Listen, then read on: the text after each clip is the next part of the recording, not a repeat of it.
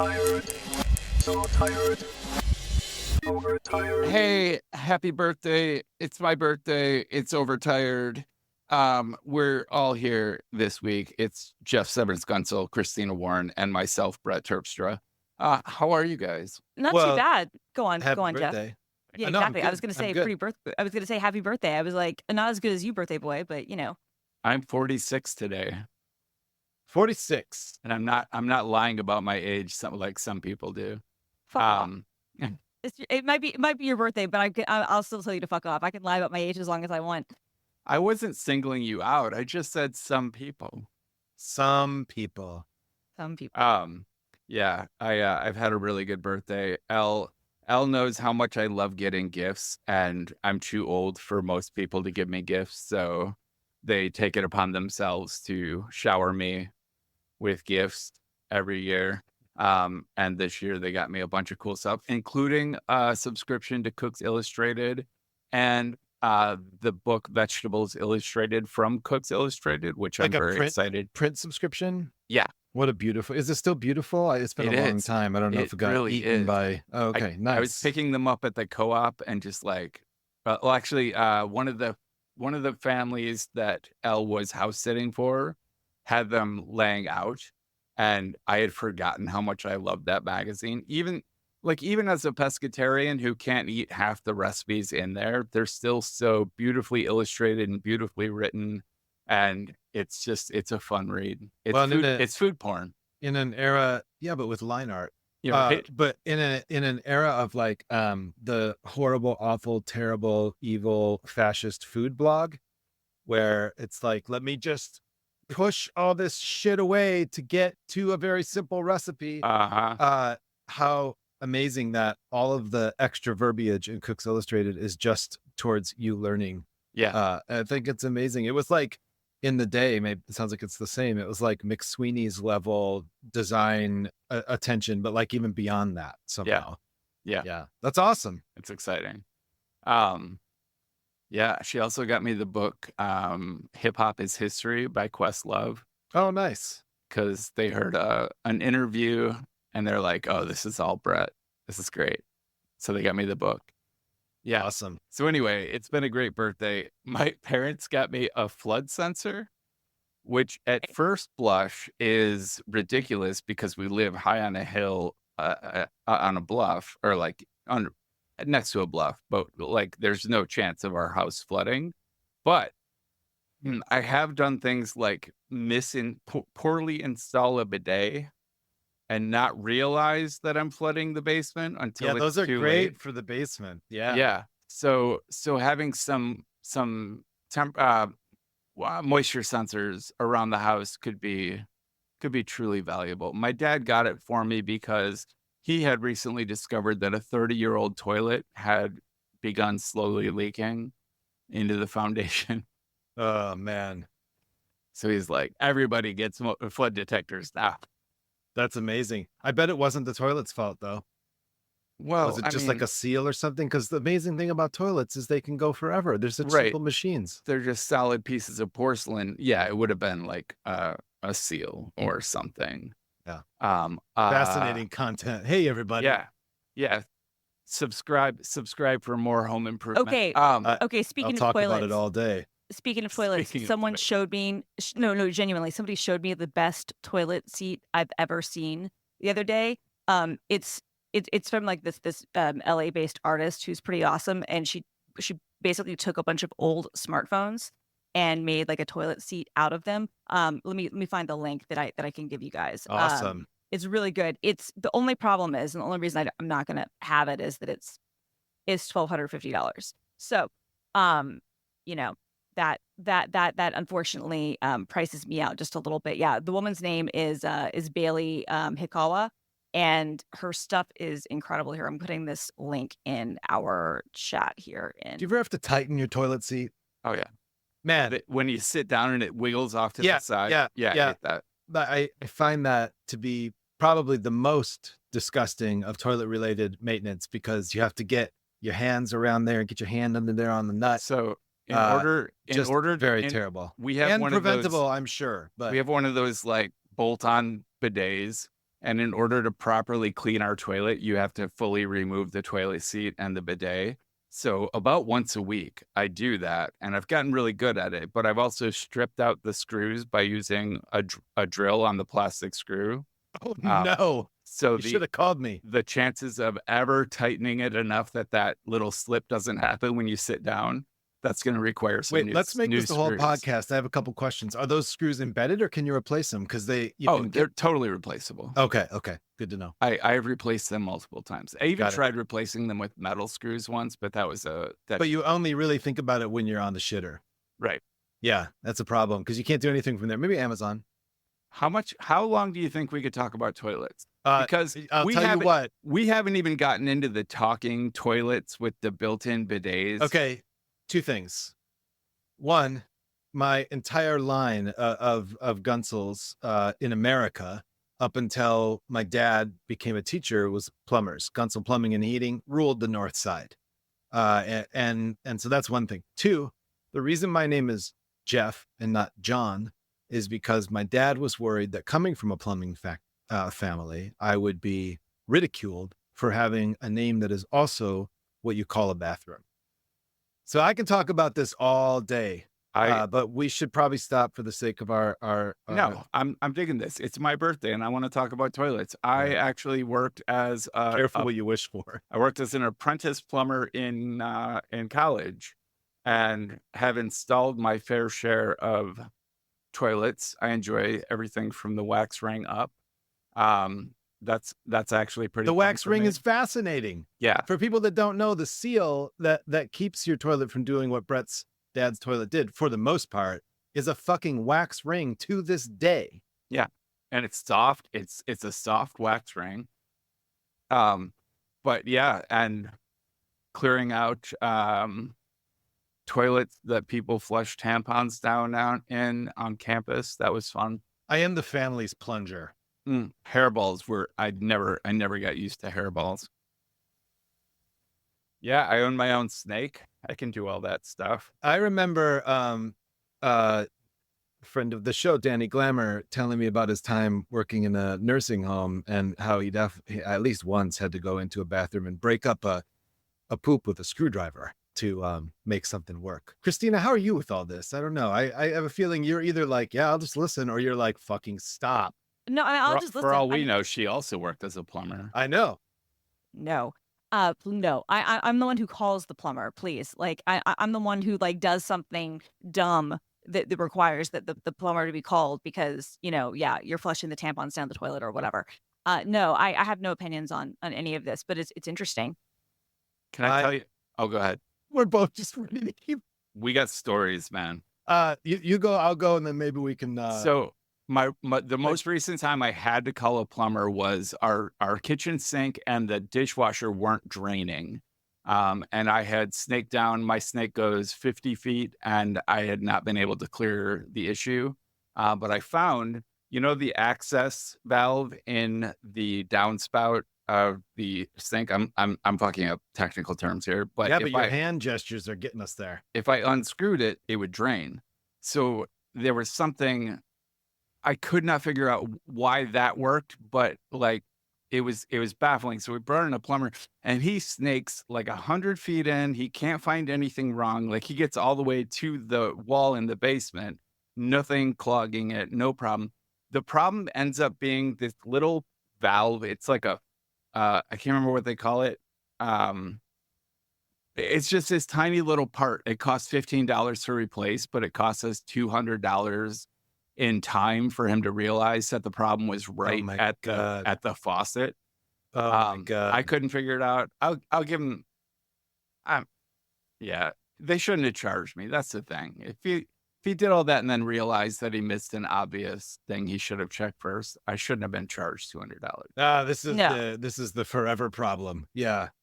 I don't feel like we've ever had a contractor where it doesn't end with like, wait a minute, hold on. Right.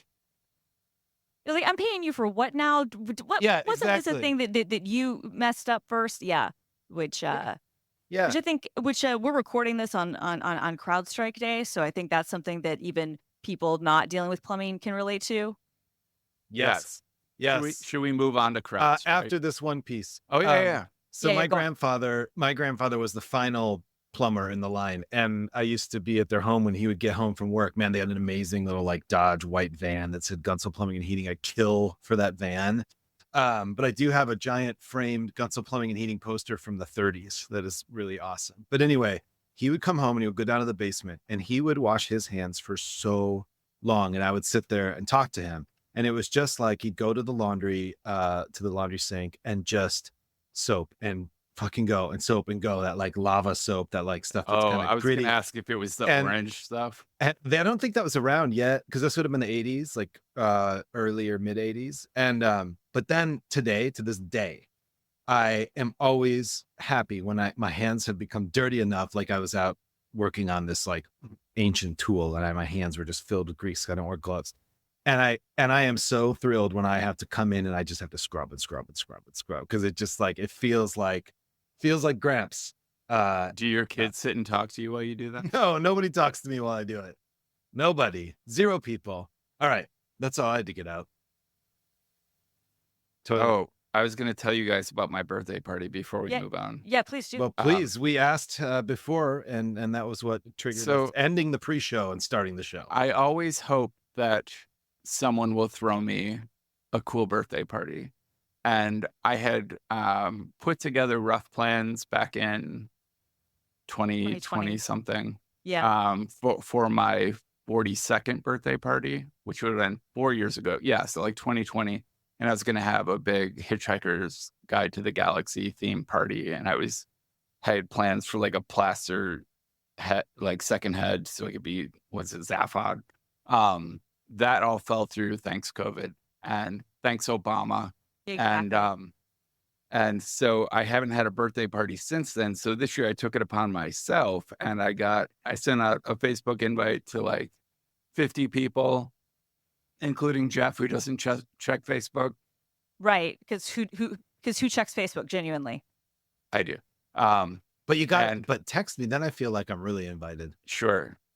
It's just I had a lot of moving parts. But I put together a party at it's called Suncrest Garden Pizza Farm.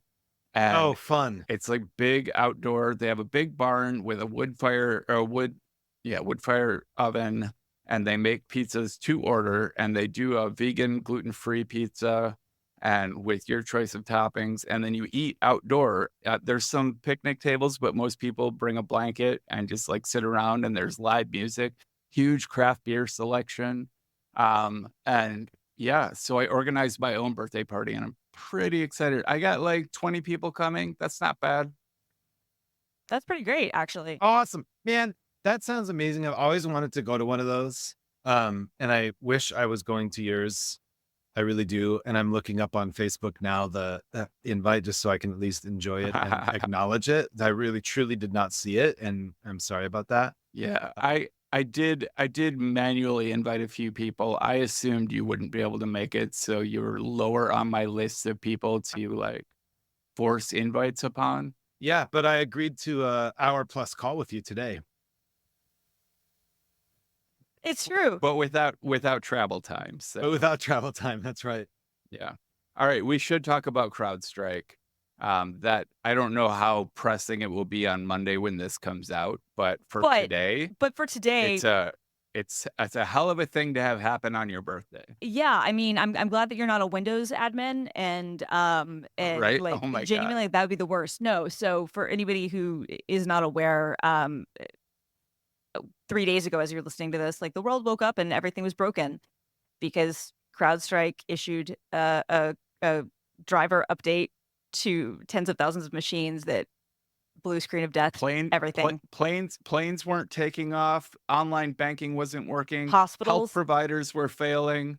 Yeah. I couldn't deposit checks in my bank today. Yeah. Oh yeah, no, ATMs are down. Like a friend of mine is an ER doc at like one of the biggest hospitals in Washington. And like he sent me, info. He was like, yeah, they just told us to bring our own laptops in today. And then he sent me like the part of an email that like showed all the systems that are down. I was like, holy shit. Now, most of the main systems, I think like the really, really like important ones are back up already. But well, they said most users that could just reboot. Yes. would come up fine. The problem was automated systems that can't Exactly. be cycled in that Right. way. Right. Yeah. So Yeah. this is the funny thing. Like the best solution to this is literally to restart it between 3 and 15 times. Have you tried turning it off and turning it back on 15 times? And yet that is actually one of the solutions. Yeah. So I mean, people are working on some automated like ways for this to work, but honestly, like bad day for CrowdStrike. Well, although you know what, these are fucking McAfee people, so I don't know why we expected more from them. Yeah. Yeah. Genuinely. I like how Ground News in their summary of this story, the third point was CrowdStrike shares are down. And their competitors' shares are up. Well, no shit. Yeah, I mean, as they freaking should be. Because this is a company that like has lobbied the hell out of various governments to basically mandate that anybody who does any sort of government or public issue thing, they're like, oh no, you have to use us. There's no way you'll be protected and secure without us. Please let us have control over all of your systems. And people, I guess, believe them. And yeah, this is So how many people do you think are getting fired? I mean, a lot, I hope, because if a lot aren't, then what is this for, right? Like, honestly, like I'm not usually like a big proponent of fire, people who make fuck ups, but in a case like this, like literally your job Oh my God. is, you know what I mean? Like literally your job is you are saying to people, trust us for all of your security updates and for your antivirus and ransomware and whatnot, and trust us to protect your systems. And then you push out So an update that is either not tested well or something went wrong, and it breaks like half the free world. Yeah, a lot of people should I be was fired. gonna say, so you got a coder, and then you have hopefully like a peer review, Yeah, and then you have quality control. yeah. And there should have been at least 2 levels of testing on an update with these ramifications, if not more. Absolutely. But I mean, so that's 3 people / teams that shouldn't have a job. Like, right. Yeah. I mean, and their bosses, whatever their process is, because this had to be a breakdown in process, right? Like obviously they have processes to test, but clearly they're not good enough. It was interesting. I was able to find some proof that like obviously people are understandably like taking digs at Windows right now. The truth is this could have happened with any platform that CrowdStrike supports. It didn't, but it could have. And in fact, I found evidence that in April and May, there were massive like kernel panics that happened on both Debian and Red Hat because of CrowdStrike. But I guess, they just don't have the same like so really, maybe it's not a matter of people getting fired. Maybe it's a matter of CrowdStrike going bankrupt. I mean, yeah, maybe. The CEO, his initial response, he didn't even apologize. He was just like, "Oh, we had an issue, blah blah blah," and it's like didn't even bother to say sorry. It's like, mofo, read the room. Like airports and hospitals and 911 systems are down. 911 systems. You know when you fucking apologize is when hospitals and 911 systems. Exactly. It's definitely a time to apologize, no matter what your lawyer says. Right, exactly. And then exactly, fuck your lawyer. Oh, we can't show, responsibility. You are responsible, motherfucker. You are responsible. Like literally. And also, again, you're the people who have lobbied, like governments and institutions and been like, oh, you have to use us if you want to be safe and secure, right? So if you're telling people you're good enough to be in those spaces, well, then buck stops with you, asshole. He finally like released a slightly better statement, where he did put in an apology, but like it's still so minor and it's still so like trying to just be like, oh, this wasn't a security incident. Fuck off. Like, I don't think people care about the nuances here. It is now. Yeah. You would not believe how well I can segue this from here to our sponsor for today, excellent. and then into our next topic. Love it. Man, my brain's working on like it's like 4D chess. You know what that is right now? That's birthday. I was gonna say this is birthday brain. Hell yeah. Yes. So speaking of safety and security, our sponsor today is 1Password, which we are huge fans of, and we will admit at the top that none of us have used it for IAM and MDM, so we can't personally vouch for this aspect of 1Password. But given my absolute faith in 1Password, I guarantee you it's a great solution. So listen up. Imagine your company's security like the quad of a college campus. There are nice brick paths in between the buildings. Those are the company-owned devices, IT-approved apps, and managed employee identities. And then there are the paths that people actually use, the shortcuts worn through the grass that are the actual straightest line from point A to point B. Those are unmanaged devices, shadow IT apps, and non-employee identities like contractors. Most security tools only work on those happy brick paths, but a lot of security problems take place on the shortcuts.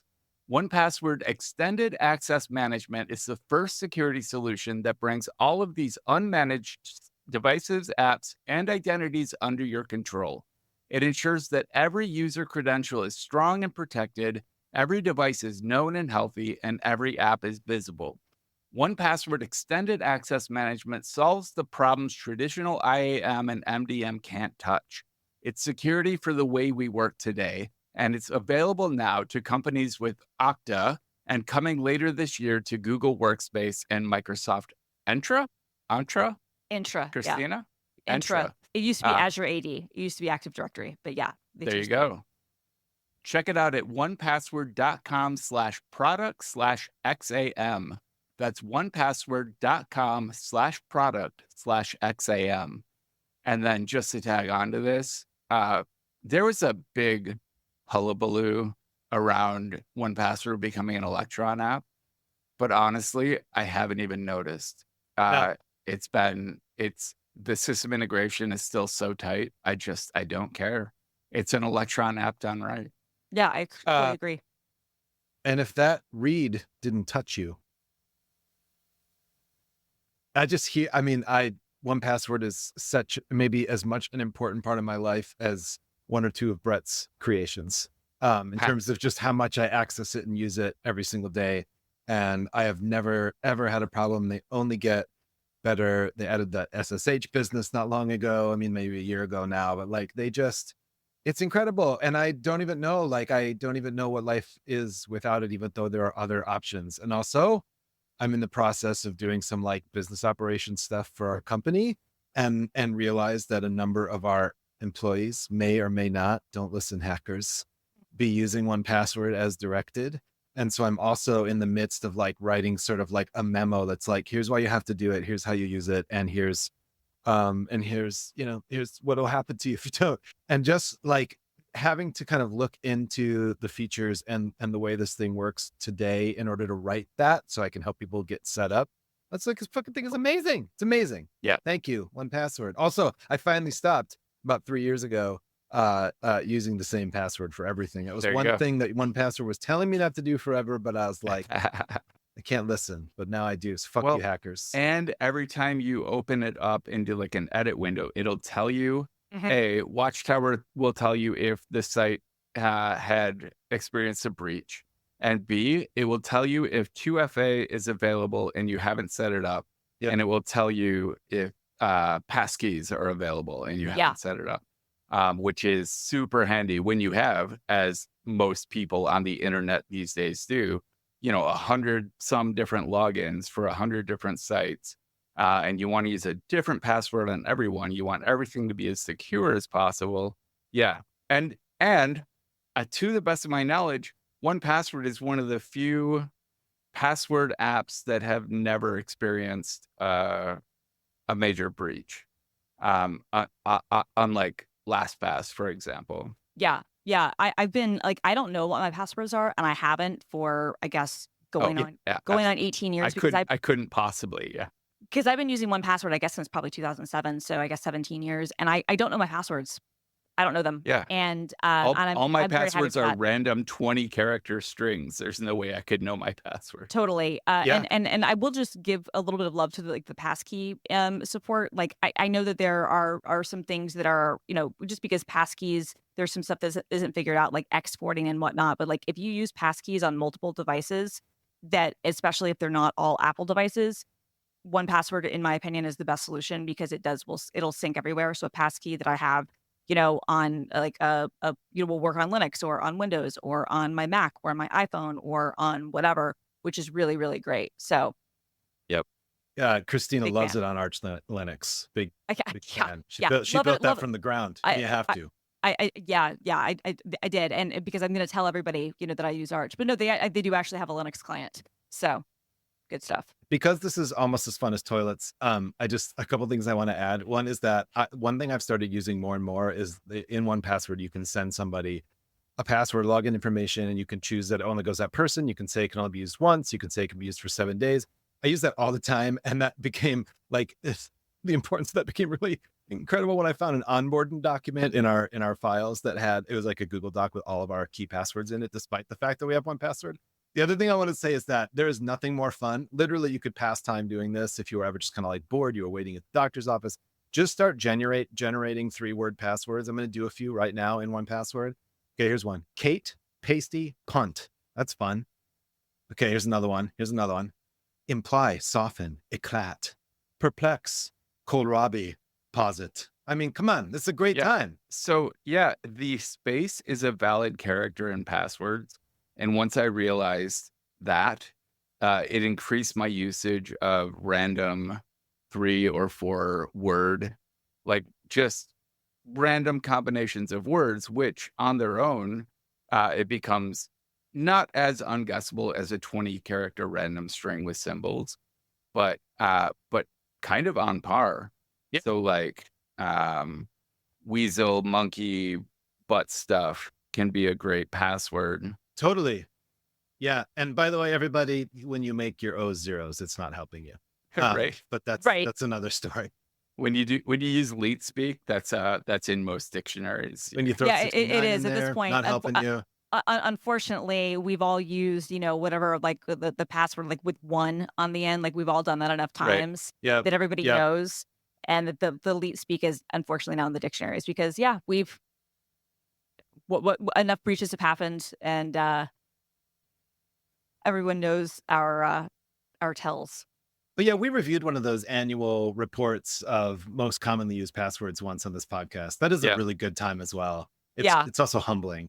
It really is humbling. You're like, and this is why I don't want to know what any of them are. Like, genuinely, like, I don't know. Yeah, you do not want to know what any of them are. Because you know what doesn't come up? 0A, 2, asterisk, 4, 3, A, B, capital C. Never comes up in the top used password. No, and that's great too. Sorry, go on. No, I was about to change topics, but you got more please. to say? No, go for it. No, I'm done. So one of the people affected by the CrowdStrike problem was Tim Stevens, who could not board a flight and got stuck. And you may remember Tim Stevens as the editor of Engadget. Yes. Which, for years now, has hosted the archives of a little blog called the Unofficial Apple Weblog. Which was dead. You go to TUAW.com and it would redirect you to Engadget.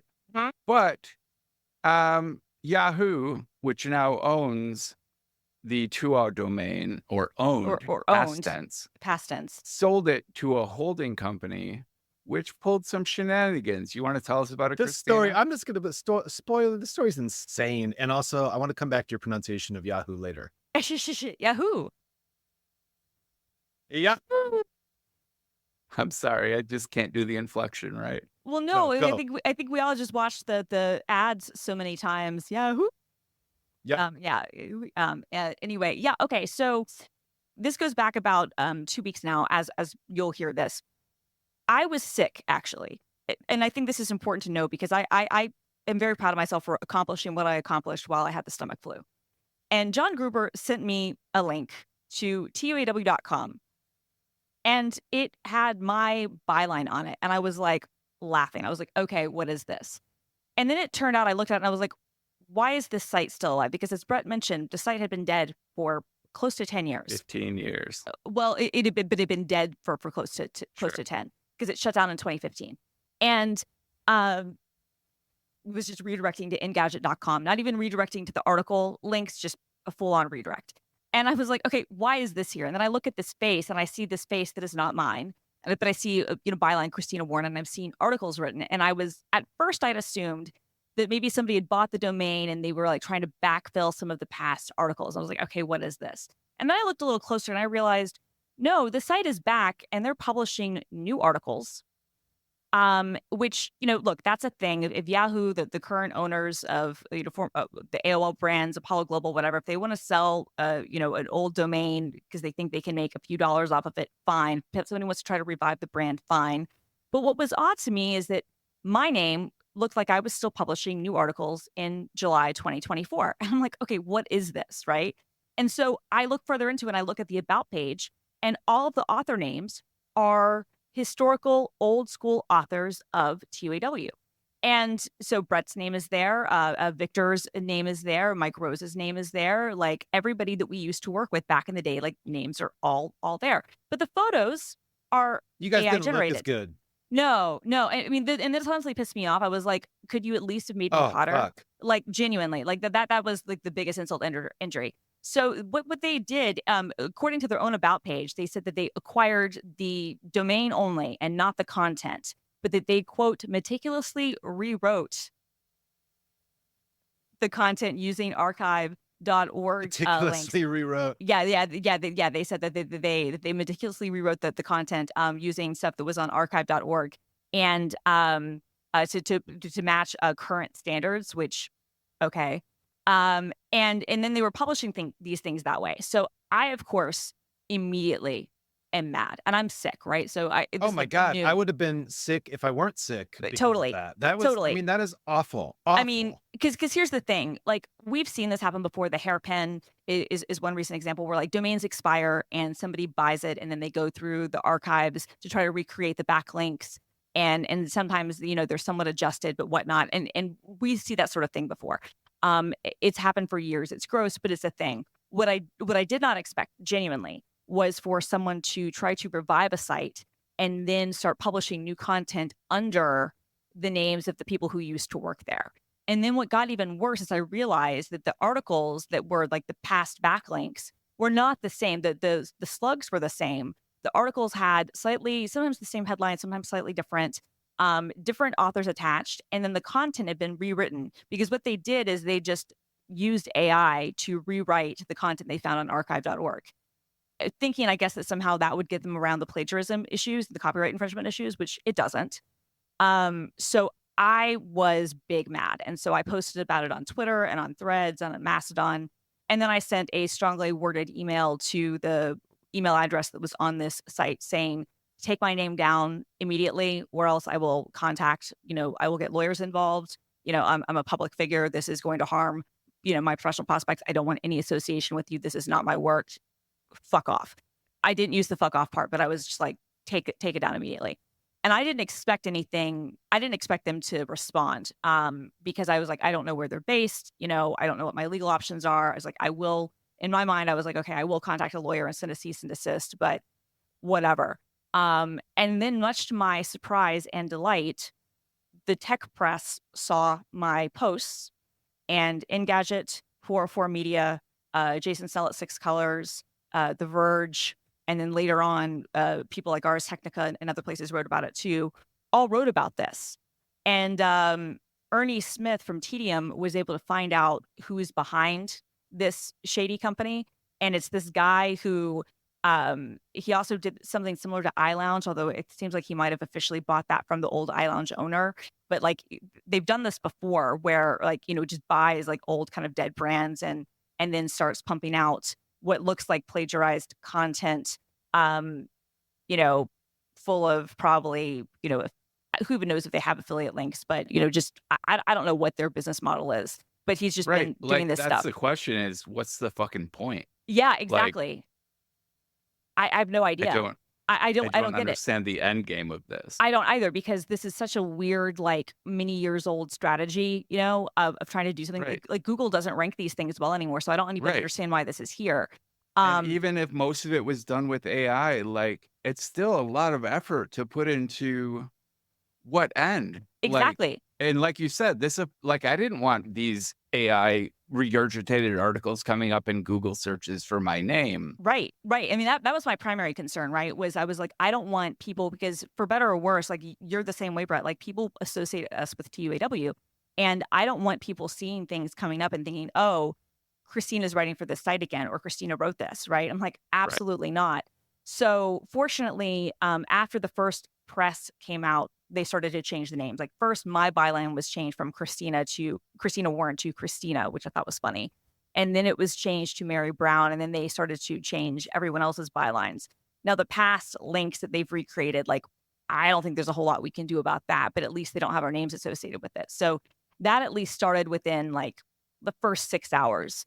But then, and then more people wrote about it, and it became kind of a second day story, which I didn't expect. But like I said, what's funny though is that because people figure out who this guy was, he then started to try to delete himself off the internet, which was really funny. Like he started to try to hide like taking away articles that he clearly like self-written about himself to make him seem like he was this big shot. And removing his name from some other pages. And I was like, oh, okay, yeah, you think you can hide. Now you're just making this more interesting. Now we just really want to track down who you are, motherfucker. But yeah, yeah. Now it's a game. Yeah, but what a weird thing to like find a site you wrote for in college, like resuscitated from the dead with a photo that's not yours but your byline. Yeah, for Ichi, when was your last actual byline for the site?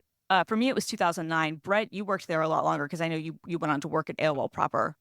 Right. That's the thing is I slowed down my blogging on TUAW when I started working for, as you call it, AOL proper. I like that. It's like LA proper. So I don't remember what the last article I wrote was, but it would be prior to 2009, probably. No, I think you were probably after that. I don't remember. I think you were after that. Maybe. Yeah, but I wrote a couple here and there. Sometimes just to test new integrations I was building into Blogsmith. Yeah, because I think you started working for them like after I left, but I could be wrong. But regardless, it's been a very long time for both of us. And so it was a weird thing to see it. And then like again, this is a site that's been dead for 10 years. So, Steve Sandy, I saw a comment that he made on Apple Insider that showed that like I guess Yahoo had approached him 2 weeks before all this was discovered, offering like him to buy the domain because he'd started like a similar site to TUAW after the fact. But he's retired and super into Jesus now, so he was not interested. But I feel like he always was. He just knew enough to keep his mouth shut in polite company. Right. Well, now that seems like that's his whole focus. What's that skill like? I don't have that muscle. But he was not interested, and so it seems like I guess they were looking at their assets. Were like, oh well, maybe we can sell this because it's a 4-letter domain name and we can get value out of it. I don't know. I just what annoys me. Like I'm annoyed with a few things. Like obviously my main annoyance is with like the grifter assholes who did this and tried to steal our identities.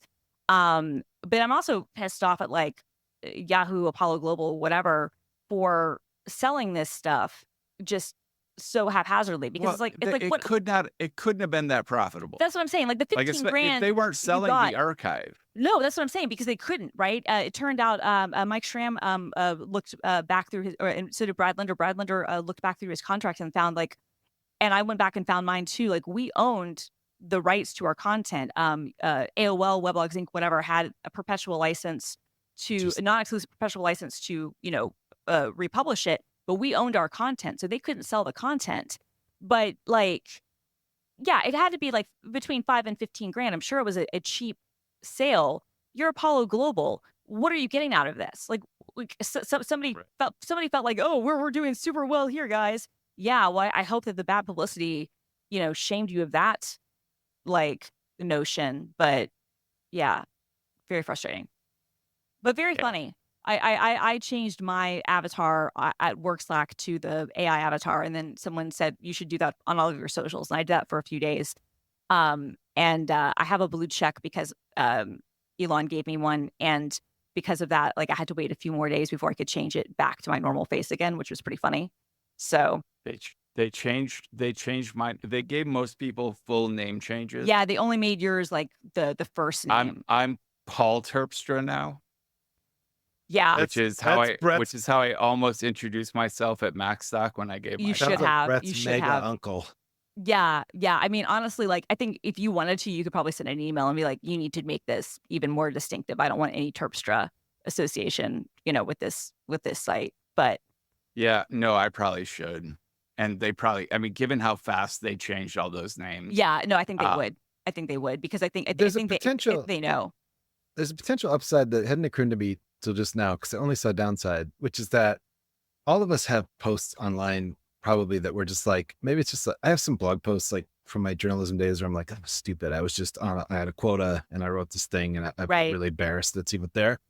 If it gets flooded with fake stuff, then it can be like, I don't know, is that real or fake? And then nobody can judge it. When I meet people and describe my work or something, and then I imagine them going and Googling me and finding some city pages, which was like a Village Voice Media, all weekly thing Right. post from like 2007. I'm just, oh God, anything I said is a lie. Anyway, I'm sorry that happened. What a mess. Yeah. The future. I mean, look, thank you, John Gruber, for like finding this. He was trying to find out why something wasn't working on his system, and he did a search result, and it came up in Google. So apparently, because I guess of the domain, because of the number of backlinks, I'm assuming, and I guess this is why they did buy the site and why they recreated the backlinks. They were able to still rank in Google News. Now, that to me is a fundamental Google problem. Like, you should look at a site like this. This should never be allowed to be indexed and be part of, your stuff and to be serving stuff. But it was already getting served there. And so he was surprised. And at first, like I said, like I didn't even know what I was looking at first. And then I looked closer and I was like, wait a minute, they're publishing new content? Okay, absolutely not. Like, well, so my first thought was they bought it all and like recreated it and then just didn't bother to, because like you said, the slugs didn't change and the slugs contained the date. Right. Which always disagreed with the published date in the article itself. Right. And I thought that was just laziness. But then I started reading my so-called posts and did not, I didn't remember writing about half the topics Right. I had a byline on. Because and they weren't ones yours. that I did, ones that I did remember, I'm like, that doesn't sound like me. Yeah. I would have written that more tongue in cheek. Absolutely. I know myself better than that. No, and you did. It was funny because The Verge did a comparison between like the same post with the same link, like from one from archive and one the rewritten one, to show like what the differences were. And Jason from 404 Media, who was great, who I talked to at length about for the story, and who was very kind and quoted me a lot. He did the same thing. Like, I was on the phone with him talking to him about it, and we were both going through things together and like finding like the differences and how the rewrites had happened. And then there were certain things that would just like cut off. Like it's like the archive didn't grab the full thing of the page, and so it would just like sentences would like just cut off mid sentence in certain posts. Just the laziest implementation of all of this. If you read that 404 article, you would think Christina was the only writer at TUAW. Well, I'm sorry, but but also never. No, never... he asked me for a comment, and I just wrote back, "This is terrible. I hope we can find some recourse." That was like, yeah, which I think he did quote. He did quote. He quoted you and Shram. And I was willing to get on the phone because here's the thing about me, I will never like take like lose the opportunity to take a bad situation and turn it into good publicity. Like, you know what I mean? Yeah, like, it's good. Can we just say 404 Media? It feels like a death wish to name your organization this, and I'm referring to all the times I go to my old stories and get a 404 error. Yeah, but they're it's great. a little bit of a you don't want that to be a self-fulfilling prophecy. Right. They're a great site though. They're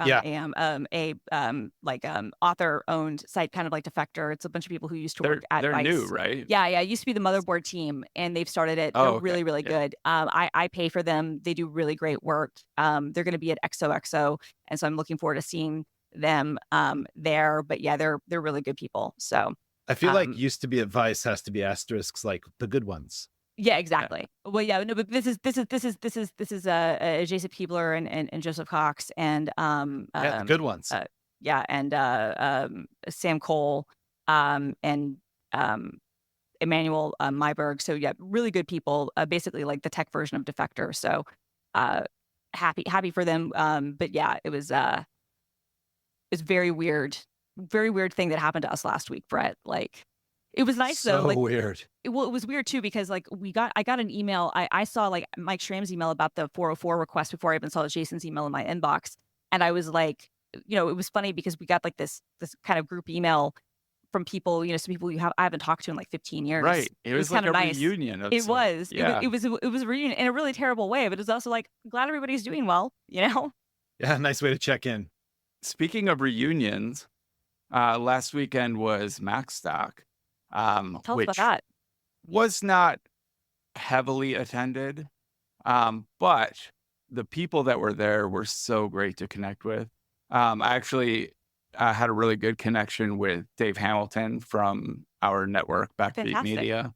I have a little queer clique of like 2 gay guys and various other just like trans and queer people. And it wasn't ever intentionally a queer clique. It just kind of, you attract a certain type of person and you become a clique. But that's super fun. And then like all the podcasters that I like were there. And I gave a talk, and right before my talk, like I had peppered some dad jokes into my talk, as I am wont to do. And right before my talk, Elle texted me a real bad one.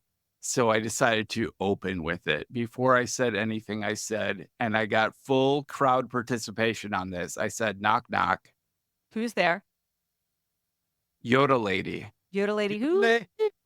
That's funny. And it, like, everyone did it. And then I just paused, and then there was great laughter. I was amazed how well it went over. My other ones were, where do bad rainbows go? To Prism. Wait, don't we get it's to a say light- where? No, it's a light sentence, but it gives them time to reflect. And this morning I tried to catch fog, but I missed. Oh man. And then, just a slight pause, and then you just move on with your talk. It works well. It's my formula. It's your dad joke formula.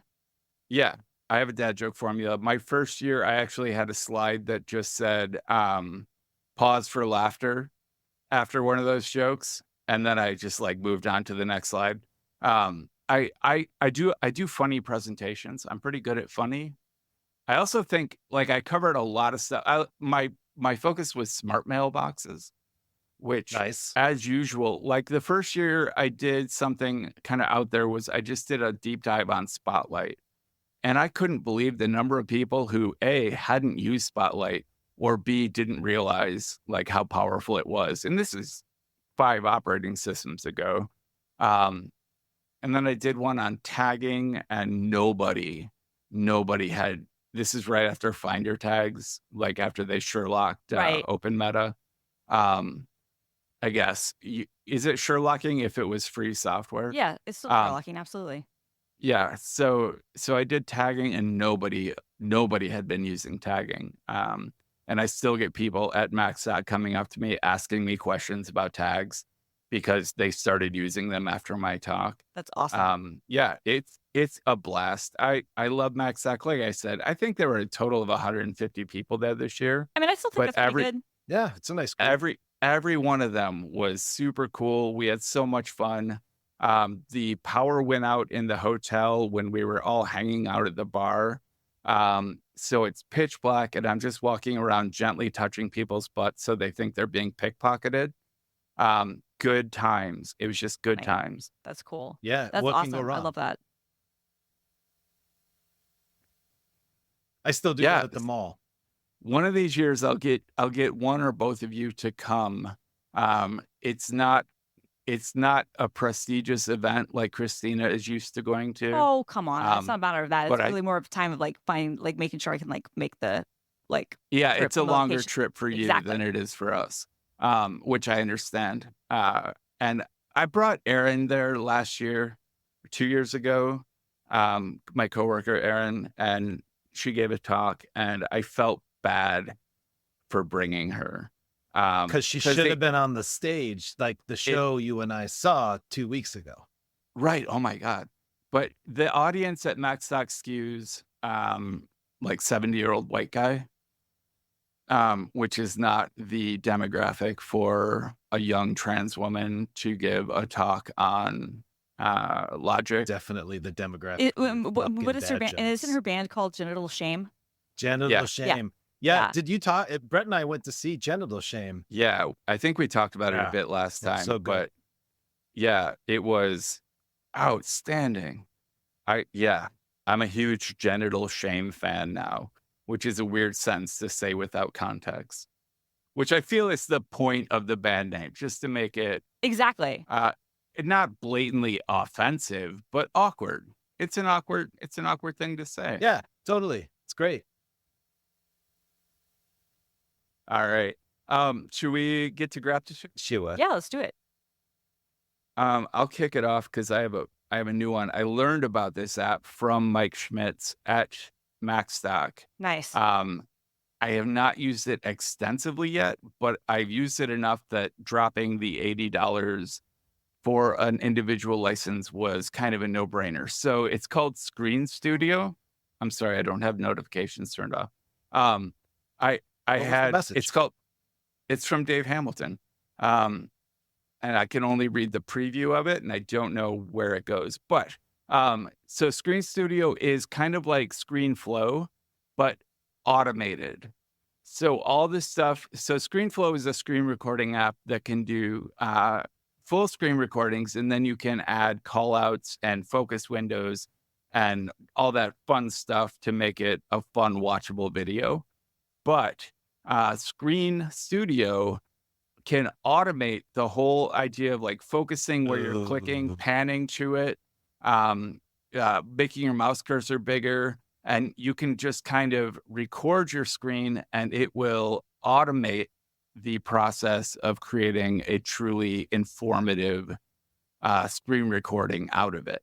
That's awesome. And 100% worth $80. I mean, I think ScreenFlow costs $99. Yeah. right About every now. year, practically. Yeah, I And- mean that's basically how it works. Yeah, I haven't bought Screen Studio yet, but I have a lot of friends who have, and it's people have talked about how great it is. So yeah, It's much bandied about. Much bandied Yes. about. I'm going to try this. That's really awesome.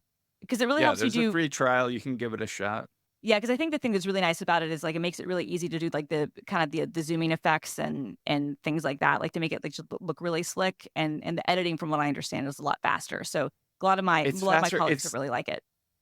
You don't get all the multi-track kind of power of Screen Studio Sure. or ScreenFlow. I love editing in ScreenFlow.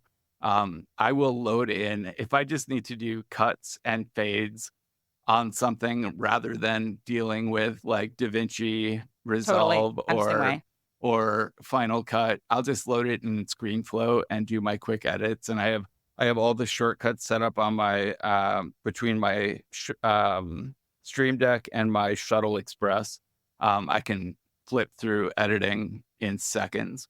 But you do have decent editing and faster editing in Screen Studio. And like you said, like to add to make your cursor bigger in ScreenFlow is a matter of selecting the clip. Yeah. And it doesn't, if you've split the clip at any point, now Yep. you have to join clips, and then you add a call out, and then you set the settings for the cursor, blow it up to the size you want, add builds, add in outs. And by the time you're done, it looks great, but you just spent 3-4 minutes Yep.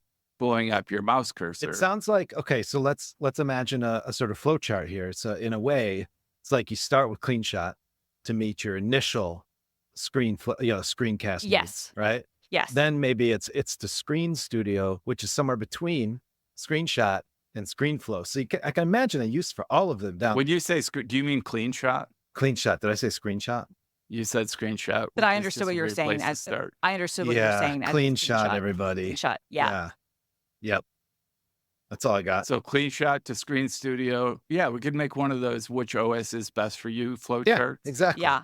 No, and Exactly. I think that's exactly right. And I think for a lot of people, like I think like again, like if you're making a course, if you're doing something where what's being published, you need to really have like the power, like you said, the multi-tracks and stuff, like something like ScreenFlow or Camtasia, or frankly even DaVinci Resolve or Final Cut or whatever is going to be better for you. But based on what my colleagues have said, like Screen Studio is really, really good. And I think it's also nice, like you can set like what the background of your stuff looks like. And I think just like it's been defined in a much more modern way, which I think Yeah, and is you really can good. you can save presets for doing like backgrounds on isolated windows or even like iPhone recordings. And yeah, yeah, Can it I just tell you a cautionary auto zoom story? yeah. So I was meeting with a client once, and she was at her desk, and they had one of those situations where you had like a camera that would auto zoom to you or whatever, and it was like a little bit above her head, probably like 8 or 10 inches, and it kept zooming in tight on her cleavage, and then zooming back. And I had to turn off the video. I had to turn off the video because I was like, I'm not going to say anything, but your cleavage is giving off face vibes to your camera. I don't know what that means even, but you should know, but I'm not going to tell you. It was the most awkward, and it happened like 5 times in like 15 minutes. It just kept going. Brrr. Anyway, I believe the correct sound effect is a wooga. anyway, All right, who's next? I'll go. So my pick is Kaleidoscope 5, and 'cause that just Yes. came out this week. And Kaleidoscope, we've talked about before, it's a longtime Mac app, a diff tool that has changed ownership hands a number of times. But the current owners who bought it, I think probably 2 years ago, have done a really, really good job, I think, with Amazingly. like they not only did completely rewrite the app and kind of bring back like all the good things that with it, but they've improved it so much. So many of these apps change hands and then wither. And Kaleidoscope is since in the 2 years, I think they've been through 2 major version bumps. Yeah. They did move to a subscription model, but they've been adding things to it all the time, which I think is really great. And so Kaleidoscope 5 came out. One of the main new features, which I really like, is that they've integrated Git. They'd started doing that in the last releases with the 4 branch, but now it's actually like built into Kaleidoscope. So you can basically just like add in what Git repos you want, and basically like as your, as you can compare files that are in your like your working directory. So you can compare like, okay, what are, how can I compare the different things between my working copy and this one, which I think is a really nice visual way of looking at stuff, and really, really good. They've also had, like they have like a change set feature, which is like connected to the Git stuff, and so you can kind of like view your change set and your file history of things. And they even have that like as integrated in with the other apps they integrate with. But yeah, they have integration with Xcode and with VS Code and JetBrains and things like that. Like so. they do all that integration with a service. I mean, like, so they've always had some kind of Xcode and even like Safari debugger Right.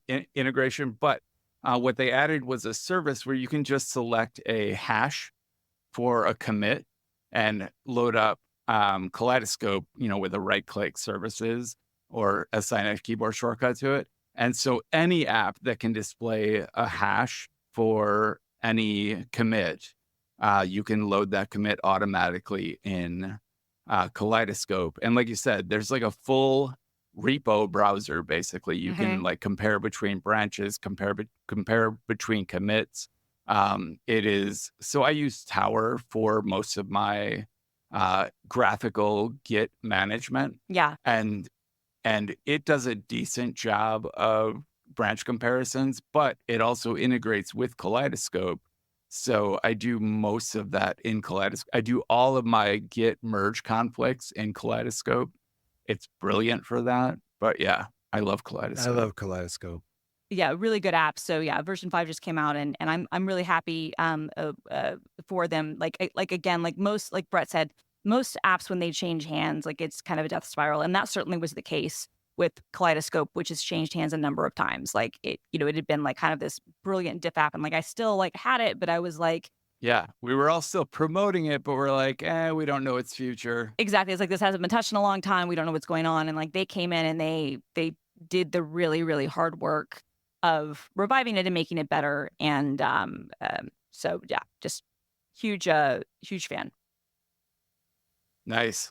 What you got, Jeff? So we had someone over for dinner the other night. I'd never met him and his wife, and he's a singer and kind of a sound artist. And he was telling me about a project he was working on. It's really amazing, which is like, he was explaining how like robins, the birds, robins, have like a vocabulary, and they have their own kind of vocabulary that is different from other robins.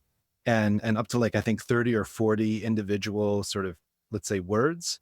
And he was describing, he's been recording them with a shotgun mic and sampling them. And he pulls up his phone to show me these samples. And it's just this nice little, soundboard, like 9 buttons, and he's pushing them, showing them, he's set it to like half speed, whatever.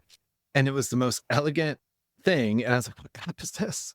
And it was this app called Koala, which is like a sampling app, like just super elegant, super low, like super quick, like learning curve. And so incredibly fun. And you can just start sampling your voice if you want. And this gets me to a quiz. I have an 80s quiz for you because this happened to him and I. We connected on something. How old do you really think special? we are? I don't. But here's the thing: did you ever watch? Let's call it the Huxtable Show, not Yeah, the sure. Cosby Yes, Show. sure. Okay. So, do you happen to remember the episode where the family visits Stevie Wonder in the studio? Yeah, one of the best episodes ever. Yeah. Yeah. So basically there's this moment, it's iconic in my life and among my friend group and my bands. We're all the same age and we all watched this episode when it aired in 1984, where Theo Huxtable, Stevie Wonder calls him over. Stevie Wonder invites them into the studio so he can show them all the cool shit he does. And it's an amazing episode. It's like as good as like a Mr. Rogers episode, basically, because you actually learn. And I actually learned I'd never heard of a sampler. And so he says to Theo Huxtable, say something like, what would you say at a party? And Theo goes, jamming on the one. And then it's instantly a sample. And Stevie Wonder's on his keyboard going, jamming on the one, jamming on the one, right? Okay, so put that aside. I have never heard that in the wild in my life. So this guy has his sampler app in front of me. And I ask what it is. And he's like, oh, let me show you how it works. He hits the thing and we basically both go jamming on the one. It was the most amazing thing. And what was just really super cool about it was that, like, for him, that was also his first time seeing into a studio and his first time seeing a sampler. And he's someone who does sample stuff all the time now. So I just want to like shout out to the Huxtable Show for just like creating that opportunity. And actually, I can only imagine that there are many, many people out there for whom this was also like just like a sort of portal opening moment. So anyway, Koala is the app. It's super awesome. I'm working on pulling samples that I want to put into it now. And I love it so much. I already sampled some Mike Watt bass thumps with his voice, especially his song Big Train. And that was thrilling. Nice. So yeah, that's what I got. Awesome. Cool. I should play with this. I used to own like hardware samplers. Yeah. I had so much fun like walking around with a field recorder. I was really into industrial music. So fun. It's Nitzareb kind of stuff and like recording like grocery carts smashing together and turning it into a crash cymbal. And you can 1000% do that here, right? Like it's just anywhere you are, you just hit the button, it samples from your mic. It's freaking awesome. That's so cool. Love it. I'll be playing with that. It's been a long time. Yeah. Jamming on the one. Jamming on the one. Is that the that's a great episode title? No, the episode title, it's season 2 episode. I'll put the link in right now. No, I was talking about our episode. Jamming on the one? This episode. Yeah, I think so. Our now. episode, Jamming on the one. Yeah, please. Jamming on the one. Yeah, I think. Unless it's about toilets. Is that or birthday brain? But I think jamming on the one. Yeah. Jamming on, I like it. I like it. And people will listen all the way through. And I'm putting, That's right. The 1 hour mark. Where does it to figure come out why. from? I'm going to put the Jamming on the episode one. clip, Jamming on the the one. Stevie Wonder clip Yes, into please the do. show notes now. No, that episode is so funny. Like I think because they ran and rerun so much, so I was not really cognizant like when it first aired, but it was in syndication for so long. Like that's such a good episode of TV, and just it's like amazing. And just like they're the kids, like the kid actors, like genuine like glee that you can see of them being with Stevie. Like the actors themselves, like Lisa Bonet and Malcolm Jamal Warner, like you can tell they are just like beside themselves because I mean, which who wouldn't be, right? But yeah. Yep. Completely. Yeah. Totally amazing. I loved that show so very much. Yeah. It was a great show. It's very disappointing that we have to like view it in a different context. Yeah. Yeah. And I've long been like a Lisa Bonet like super fan. So I've like since probably like 2005 or something like had like complicated feelings about the Cosby Show even before all of his other stuff was more known. Right. Because I was like, totally. Because I was like, it was fucked up what you did to like the best character on the show. Like you guys did Denise dirty, fuck off. But like the show itself, like I can separate those things. And very, very good TV. And like, that's one of those great sitcom episodes. Ugh. Speaking of good sitcoms, and actually from people who are not problematic, Bob Newhart died yesterday. I know. Oh, Hi, Bob. I pulled up some Bob Newhart on YouTube today, too. how many years did he make it without becoming problematic? 94. I mean, 94. 94. Yeah. That's a good run. And my brother Daryl is my other brother Daryl. And even had like a recurring and adorable part on The Big Bang Theory. Yeah. Oh, I sure never did. saw him on that. He I was only on see that that. show in the hotels. And he was in Elf, and like it's funny, like that's how. Oh, like, yeah. No, incredible in Elf. So good in Elf. Incredible. Well, I mean, it was Is funny. too- Go on. Go ahead. No, you. No, I was saying I was explaining him to somebody yesterday who I was like, no, if you saw him, you'd know who he was. I'm like, I'm not saying that he invented deadpan humor, but I'm not saying it either.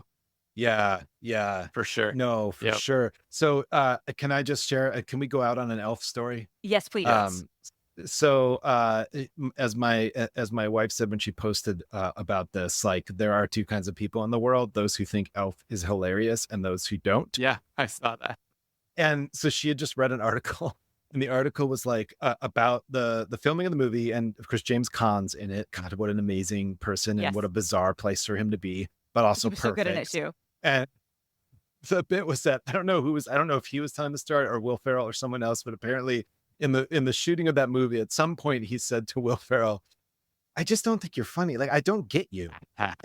And like the end of it is great because apparently like while he was shooting it, he just could not figure out why this is funny, but saw the movie and realized this is incredible. And I think that the fact that that's how he felt about Will Ferrell in that movie must contribute to how amazing he is as that father in that movie. Absolutely. No, without a doubt. Also, fun fact Incredible. about Bob Newhart: he won the Grammy in 1961 for Best New Artist and Best Album of the Year. Hell yeah, go get him, Bobby. Like, He had an album? yeah, we had a number of comedy albums, right? Like, so it was for comedy. Oh, sure. Okay. So he also won like Best Comedy Performance Spoken. But like, that's how crazy. Like, that's nuts to think about. Like, the album of the year in 1961 was not like a rock record or like jazz or anything else. It was Right. Yeah. fucking Bob Newhart, the button down mind of Bob Those Newhart records won are funny, album of the too. year, Those which is records are funny. amazing. Yeah. Yeah, no, they I'm were gonna have very to look funny. that up. It's I've very never funny. heard I've never heard his recorded stuff. I have. mean, So I- deadpan. I know him Very from good. TV, and that's about it. Yep. Cool. And Elf. And Elf. All right. Elf. We love Elf. Well, I'm not going to get any sleep now because all I'm going to think about is Bob Newhart. I might have to watch a few episodes tonight. Yeah. All right. I love you Love guys. you guys. Hey, Happy love birthday, you Brett. back. Happy birthday, brother. Get some Get birthday some sleep. Get some The sleep. system is going down low.